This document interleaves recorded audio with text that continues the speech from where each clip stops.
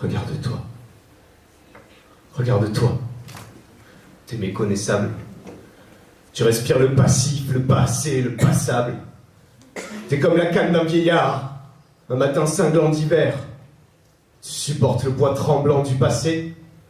T'as la gueule de bois du lève-tard, après seulement d'hiver, tu confortes une vie qui fait semblant d'avancer. Le bon temps s'épuise sur ta face, à croire tu seras sans cesse déçu. Tu déambules dans les ruelles, sous l'ancien au ralenti.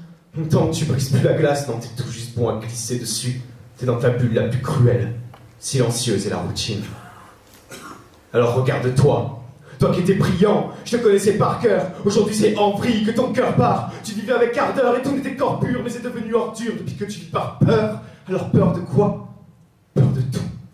De croire en toi, de croire en nous, de faire quelque chose de tes 10 doigts, de ne plus vivre à genoux. L'enfer te cause d'une douce voix et tu t'enivres jusqu'au bout d'une nuit sans flair et sans éclat qui ne t'apporte que le dégoût. Tu crois que tu les maîtrises, tu crois que les peurs dorment, mais au fond ton âme est triste, ça te court sur l'épiderme, au son des bruits perçants qui t'habitent quand les peurs sonnent, quand t'es tout seul, qu'il y a personne face aux frissons qu'elle parsème, et t'en as le poil qui s'hérisse à la moindre perte de contrôle. Dans ta zone de confort, tu cultives les prémices des projets qui pourrissent, des envies qu'on frôle, d'une vie bien trop conforme pour oser prendre des risques, et scléroser dans tes vices. Ta paresse prend l'ascendant, dans le paraître tu fais semblant à cultiver l'avarice des efforts et sacrifices que tu as réduits en des cendres, d'où ne renaissent ni les phénix, ni les promesses d'après les cendres. Peur, peur, peur, peur de l'échec, de ses déboires, peur de perdre son temps, peur de rater ton heure de gloire, peur de ne pas être important aux yeux de ceux dont un regard rempli de fierté fonderait la plus belle victoire que l'on pourrait mériter, peur de tomber de haut sur le béton d'en bas, comme tes bons idéaux, ta bonté font débat, t'auras beau t'en débattre, tiens ta bouée mon bateau, tes bûchers, tes débats qui débordent dans ton bateau, quoi tu captes pas?